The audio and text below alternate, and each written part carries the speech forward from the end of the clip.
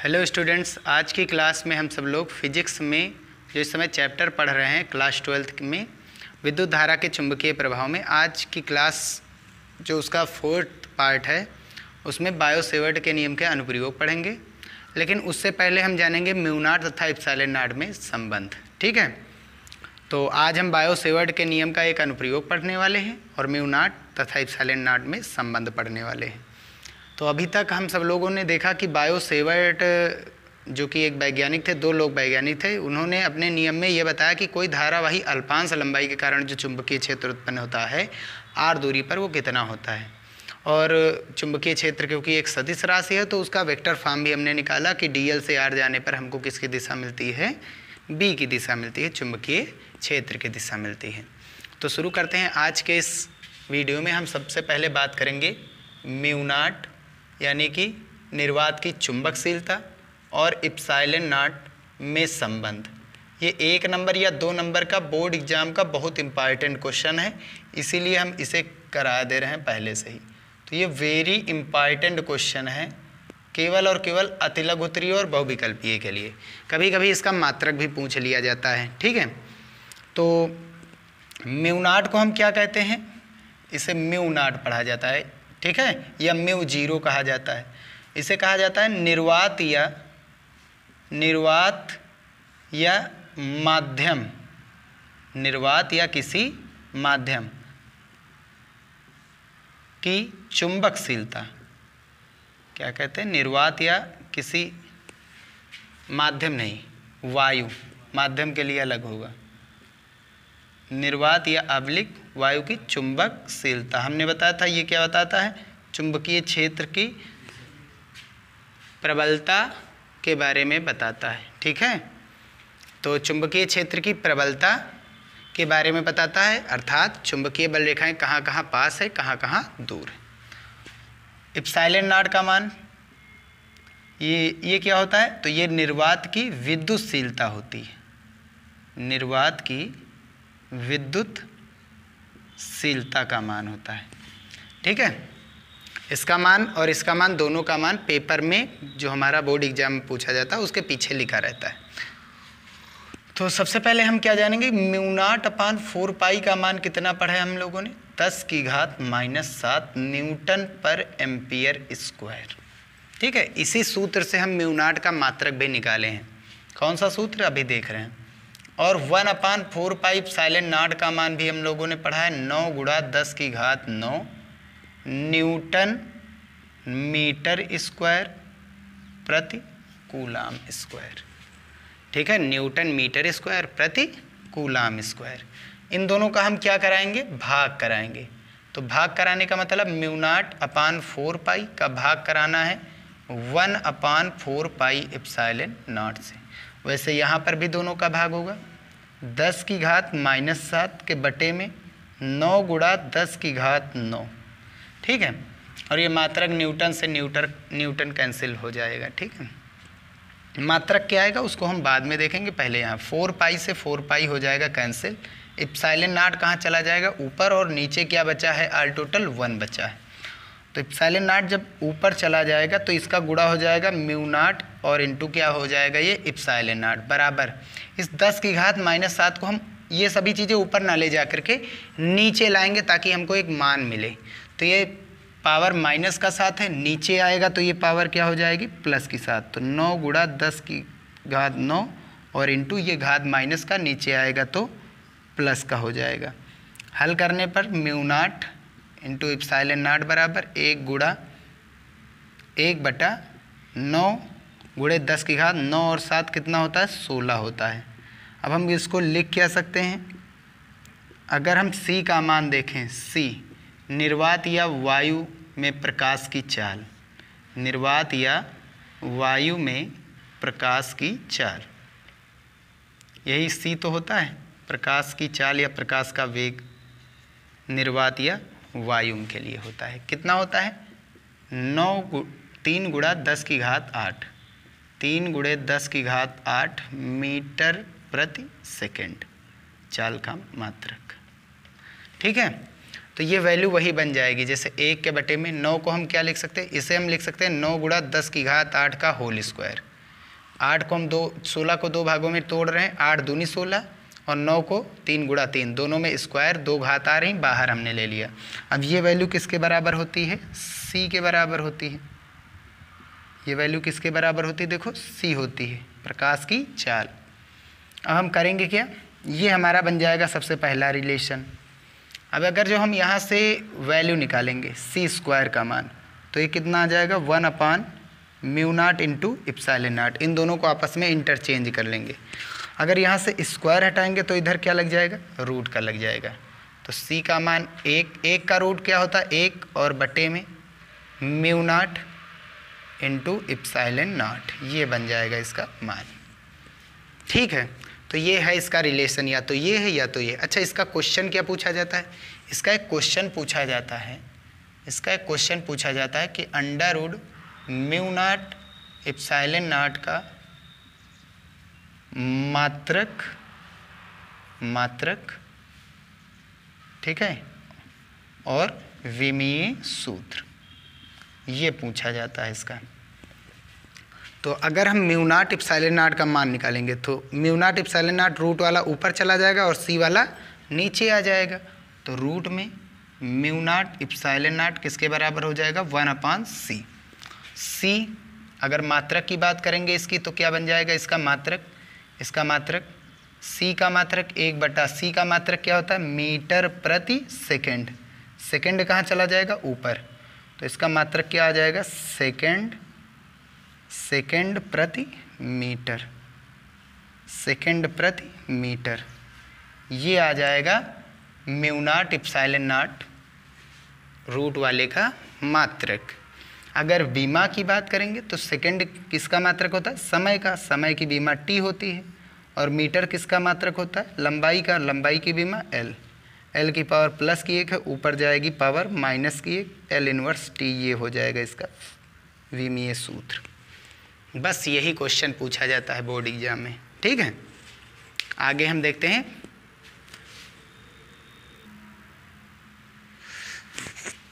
तो चलिए हम आगे देखते हैं बायो-सेवर्ट नियम के अनुप्रयोग। ठीक है, और ये एक डेरिवेशन न्यूमेरिकल के साथ बोर्ड एग्जाम के लिए बहुत इम्पॉर्टेंट है। ठीक है, और साथ ही साथ ये जो है नीट और IIT JEE मेंस वगैरह में भी पूछे जाते हैं। ठीक है, तो इसका न्यूमेरिकल जो है बहुत इम्पॉर्टेंट है। इसके टोटल 3 डेरिवेशन है। तो सबसे पहले हम देखेंगे धारावाही वृत्ताकार कुंडली या लूप कह सकते हैं। कोई धारावाही वृत्ताकार कुंडली या फिर लूप। अच्छा, लूप और कुंडली में अंतर क्या है? लूप क्या होता है, कुंडली क्या होती है? तो जब भी किसी तार को हम एक तार लेंगे लंबा सा, उसको कोई भी एक आकृति देंगे तो वो लूप होता है, यानी उसे बंद करना होता है। लेकिन कुंडली में क्या होता है? उसमें तार के ऊपर तार फेरे लगाए जाते हैं। तार तो ही, उसके तार के ऊपर तार लपेटा जाता है। ठीक है, तो वो बनता है हमारी कुंडली। जैसे पंखे के अंदर जो भरा जाता है तार, वो क्या होता है? कुंडली का काम करता है। और प्रत्येक कुंडली क्या होती है? लूप होती है, एक बंद पथ होता है। तो कोई एक धारावाही वृत्ताकार बंद पथ या कुंडली लूप के कारण चुंबकीय क्षेत्र पढ़ेंगे। इसके टोटल 2 डेरिवेशन है। इसका टोटल 2 डेरिवेशन है। तो जो पहला डेरिवेशन है वो है कुंडली के केंद्र पर चुंबकीय क्षेत्र। कहाँ पर? कुंडली के केंद्र पर कितना आएगा चुंबकीय क्षेत्र। और जो दूसरा है वो है कुंडली के अक्ष पर। कुंडली के अक्ष पर चुंबकीय क्षेत्र का मान। ठीक है, तो ये आज का हमारा टॉपिक है और ये जो टॉपिक है ये कल का हमारा टॉपिक है। ठीक है, तो कुंडली के केंद्र पर चुंबकीय क्षेत्र क्या होता है? तो सबसे पहला जो इसमें है वो हम पढ़ेंगे धारावाही वृत्ताकार कुंडली के केंद्र पर चुंबकीय क्षेत्र। धारावाही वृत्ताकार कुंडली के केंद्र पर चुंबकीय क्षेत्र या चुंबकीय क्षेत्र की तीव्रता। इसका प्रतीक क्या होता है चुंबकीय क्षेत्र का? B होता है। ठीक है ना। अच्छा, बायो सेवर्ट का नियम प्रयोग करना है, यानी इसका सूत्र भी हमें पता होना चाहिए। तो बायो सेवर्ट ने केवल और केवल एक छोटी लंबाई के कारण चुंबकीय क्षेत्र बताया। छोटी लंबाई मतलब बहुत ही डीएल लंबाई के कारण बहुत छोटा चुंबकीय क्षेत्र आया, लेकिन इसका प्रयोग करके हम बड़ी बड़ी लंबाइयों का चुंबकीय क्षेत्र निकाल सकते हैं। इसका मान कितना आया था बायो सेवर्ट के नियम का? μ0/4 I D sine theta upon R square, जहाँ थीटा क्या है? डीएल और आर के बीच बना कोण। ये डीएल हमारा था और ये क्या था? आर था। इसके बीच में बना कोण, ठीक है ना। ये एक तार का एक छोटा सा टुकड़ा था पूरी लंबाई का, इसके कारण बताया। तो यही एक सूत्र हमको पता है और इसी एक सूत्र का प्रयोग करके हम 3 इसके जो डेरिवेशन है, ये 2 हैं और एक है परिमित लंबाई वाले किसी धारावाही तार के कारण चुंबकीय क्षेत्र, ठीक है उसका। तो हेडिंग क्या है? धारावाही वृत्ताकार लूप। तो वृत्ताकार लूप क्या होता है? वृत्ताकार लूप जैसे ये कचुल्ला है या छल्ला है, ठीक है, ये ऐसे होता है, तो ये वृत्ताकार हुआ। कैसा है? ये वृत्ताकार है। और ये क्या है? इसका सेंटर यानी केंद्र है, ठीक है। और ये क्या है? इसकी त्रिज्या आर। और क्योंकि ये कुंडली है तो यहाँ से हम विद्युत धारा अंदर की ओर गुजार रहे हैं, तो धारा ऐसे गुजारी गई है आई। इस तार में विद्युत धारा ऐसे घूम रही है, ऐसे घूम रही, ऐसे घूम रही, ऐसे घूम रही। ये किसकी दिशा है? आई की। हमको चुंबकीय क्षेत्र कहाँ चाहिए? इस केंद्र पर चाहिए। मान लिया केंद्र सेंटर ओरिजिन ओ है और इसी केंद्र पर हमको वो टोटल का टोटल इस पूरी धारावाही कुंडली के कारण चुंबकीय क्षेत्र चाहिए। एक चीज़ और है, अगर किसी कोई भी एक वृत्ताकार पथ है तो वृत्ताकार पथ का चारों ओर का जो माप है, छोटा छोटा जब माप करेंगे तो वृत्ताकार पथ का पूरा माप बताएगा। तो इन पूरी माप को जब हम जोड़ते हैं, चारों ओर के माप को, वृत्त के चारों ओर के परिमाप को या माप को क्या कहा जाता है? उसकी परिधि। और ये होती है 2πr। क्या होती है? 2πr होती है चारों ओर की लंबाई मिला करके, ठीक है। चलिए, तो हम करेंगे क्या? हमको एक छोटी लंबाई के कारण चुंबकीय क्षेत्र पता है, तो इसकी मान लिया जो पूरी लंबाई, तार की लंबाई तो पूरी L थी, लेकिन हमने उसको घुमा दिया तो ये एक वृत्ताकार पथ हो गया। अब इसकी जो लंबाई होने वाली है वो पूरी की पूरी लंबाई हमने बताया था एक चक्कर के लिए कितनी होती है? 2πr। तो कोई भी एक गोल गोल रास्ता हो वो एक चक्कर के लिए कितनी दूरी बताती है? 2πr उसकी परिधि के लिए बताती है। तो ये पूरी लंबाई इसकी L है। हमको पूरी लंबाई के लिए नहीं पता, कितनी लंबाई के लिए पता? dl लंबाई। तो एक यहाँ पर हम क्या करते हैं? लंब लेते हैं, यानी अल्पांश लेते हैं dl। क्या लेते हैं? एक अल्पांश dl लेते हैं, ठीक है। और इसी अल्पांश dl के कारण इस केंद्र पर हम चुंबकीय क्षेत्र निकालेंगे, क्योंकि एक अल्पांश लंबाई dl के कारण थीटा कोण करके r के साथ बिंदु P पर चुंबकीय क्षेत्र ये होता है, ठीक है। तो हम यहाँ पर पूरी लंबाई dl नहीं, पूरी लंबाई L नहीं ले सकते हैं, dl लेंगे। ले क्यों नहीं सकते हैं? क्योंकि हर जगह पर हर दिशा बदल रही है, तो हम एक फिक्स मान रख दिए हैं कि ये dl है, ये हमारा r है। इन दोनों के बीच जो कोण बनने वाला है वो कोण कितने अंश का बनेगा? जो कोण बनता है dl और r के बीच, dl और r के बीच जो कोण बनता है उसी को थीटा कहते हैं। और ये कितने अंश का बन रहा है? यहाँ पर 90 अंश का बन रहा। तो 90 अंश का ही क्यों बनने वाला है? 90 अंश का ही क्यों बनने वाला है? जैसे ये हमने एक कचुल्ला ले लिया है, अगर यहाँ पर हम देखेंगे एक छोटा सा अल्पांश लेंगे, ये तो ये हो गई त्रिज्या और ये हो गया अल्पांश। ध्यान से देखिए, तो ये देखिए dl है ये और ये है r। कितने अंश का कोण बन रहा दोनों के बीच में? 90 अंश का, ठीक है। तो चाहे जहाँ पर लेंगे, यहाँ पर यदि r ये होती तब dl यहाँ पर लेते, तो r तो ये है ही है, ये r हो गई हमारी, ये r हो गई और ये dl हो गई। कितने अंश का कोण? 90। यहाँ पर लेते तो ये r है, ये dl है 90, क्योंकि हमको परिधि से परिधि धारा यही तो है, और इसी धारावाही तार से हमको कितनी दूरी पर चाहिए, जो इसका केंद्र त्रिज्या है उतनी दूरी के लिए है तो चुंबकीय क्षेत्र चाहिए, r दूरी का ही चुंबकीय क्षेत्र चाहिए इस पूरे तार के कारण, पूरी तार से। ठीक है, तो हमको एक छोटी लंबाई के कारण पता है, तो अल्पांश dl के कारण जो चुंबकीय क्षेत्र होता है, अल्पांश dl के कारण कितनी दूरी पर, r दूरी पर। ठीक है, जो इसकी त्रिज्या ही है, हर जगह से r ही आने वाली है, त्रिज्या के बराबर ही आएगी। तार से केंद्र की दूरी r, तार से केंद्र की दूरी r, तार से केंद्र की दूरी r, तार से केंद्र की दूरी r। तो dl, अल्पांश dl के कारण r दूरी पर, ठीक है, कहाँ पर, केंद्र पर, केंद्र पर हमको क्या चाहिए, चुंबकीय क्षेत्र। और बायोसेवर्ट ने यही बताया था कि एक छोटी लंबाई के कारण जो चुंबकीय क्षेत्र आता है, यानी dl के कारण dB का मान वो होता है μ0/4π इंटू I, विद्युत धारा कितनी प्रवाहित हो रही, I, ठीक है, ये तो कांस्टेंट है, इंटू dl, कितनी लंबाई के लिए ले रहे हैं, dl लंबाई के लिए, साइन है, थीटा का मान कितना है, थीटा क्या है, dl और r के बीच बना कोण।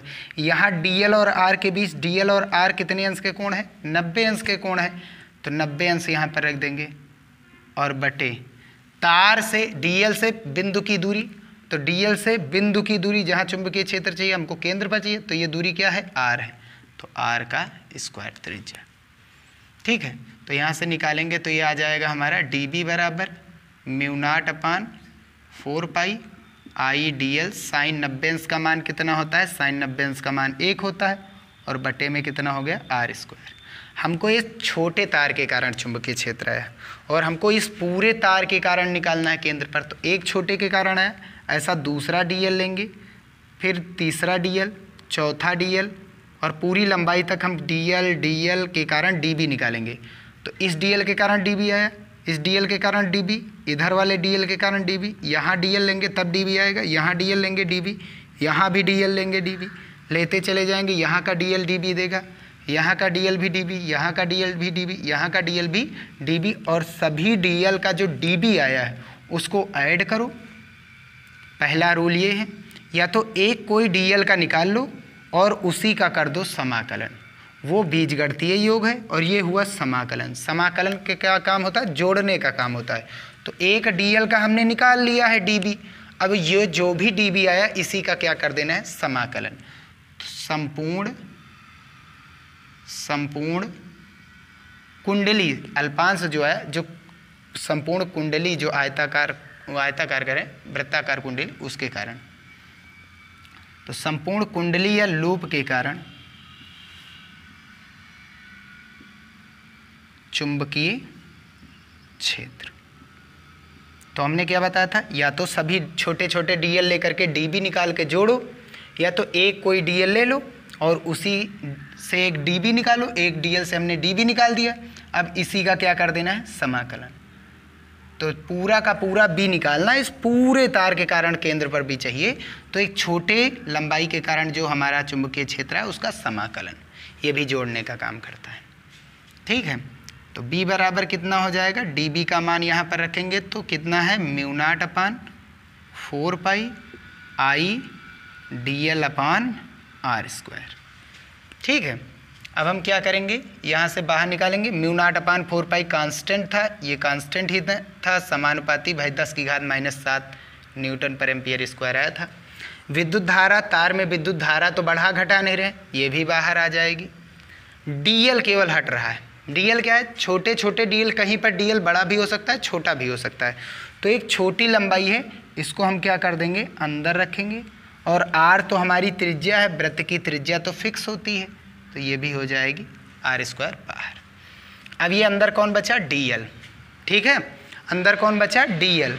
तो छोटे छोटे जब हमने बताया था dl मिलाएंगे, जब ये छोटे छोटे dl मिलाएंगे तो ये क्या बन जाएगा, पूरा परिमाप बना रहा है कि नहीं बना रहा है।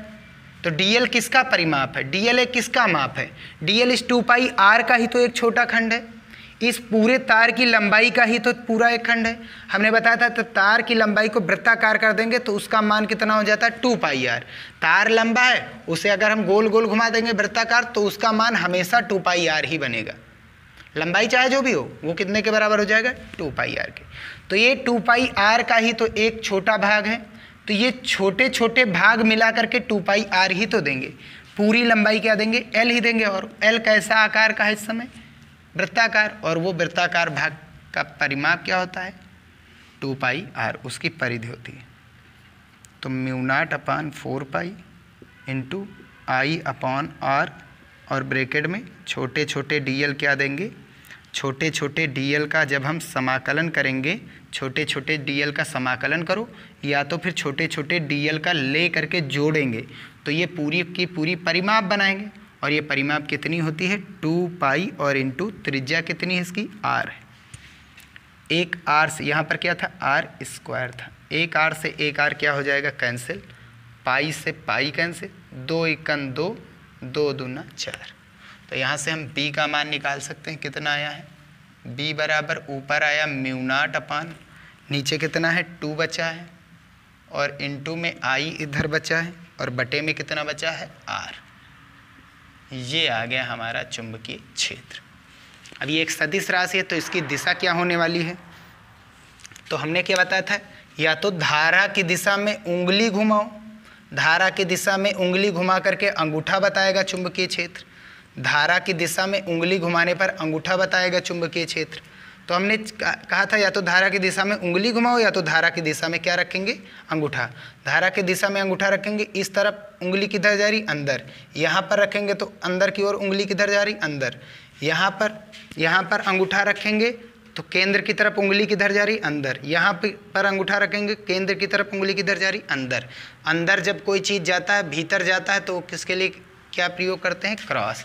तो यहाँ पर चुंबकीय क्षेत्र की जो दिशा है वो क्या है, क्रॉस है, लंबवत अंदर की ओर, लंबवत अंदर की ओर, और वो लंब होगा डीएल पर भी और आर पर भी। अब देखो डीएल भी लंब है, आर भी, डीएल और आर तो लंब ही है। अब जो बी हमारा निकल गया वो आर और डीएल पर भी लंब है, ठीक है। तो जो हमारा बी है, यहाँ से बी जो है वो लंब रहने वाला है, किस पर, आर पर रहने वाला है। आर को भी हम सदिश लेंगे, ये दिशा उसी की बताएगा जिधर चुंबकीय क्षेत्र निकालना है, ठीक है, ये होता है, ठीक है। तो यहाँ पर बी का मान किधर होगा, लंबवत, लंबवत, कागज तल के लंबवत, क्योंकि हम कापी पर ही लिखते हैं तो कागज तल के लंबवत, कागज तल के लंबवत, भीतर की ओर या अंदर की ओर, जो हमने धारा की दिशा ली है। अगर हम धारा की दिशा बदलेंगे तो चुंबकीय क्षेत्र की भी दिशा बदल जाती है। धारा यदि ऐसे घुमाएं, धारा यदि ऐसे घुमाएं एंटी क्लॉकवाइज घुमाएंगे तो धारा की दिशा में उंगली घुमाएंगे, अंगूठा बाहर आएगा। धारा ऐसे जा रही है तो धारा ऐसे जा रही है, उंगली ऐसे घुमाएंगे तो किधर जा रही है, अंगूठा अंदर जा रहा है।